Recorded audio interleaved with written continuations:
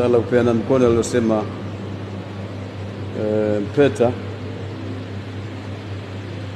sio kulipa mimi tu, sisi sote wenyewe kwa wenyewe tusipeane mikono sasa hivi. Watu wote tusipeane mikono kwa sababu ya tahadhari ya ugonjwa ambao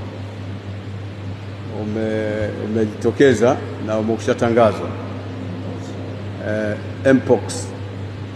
Nadhani mkiona kwenye mitandao ni ugonjwa mbaya, kama ambavyo hakuna ugonjwa mzuri, lakini masharti ya madaktari na wataalamu wa masuala ya afya lazima tuyazingatie vile vile. Kwa tusipeane mikono na tupeane taarifa hivyo. Kama ukishaswali una haja kumpa mtu mkono, au ukiingia una haja kumpa mtu mkono, unaweza kumnyoshea tu mkono kwa ishara ya kwamba ni wakati mgumu. Nadhani kipindi kile tuliwahi kutangaza wakati poingia ugonjwa ule, ikawa tumefuata masharti vizuri, na Mtume ametufundisha hivyo. Tutakuja tutazungumza zaidi juu ya Uislamu ulivyozungumzia namna kujikinga.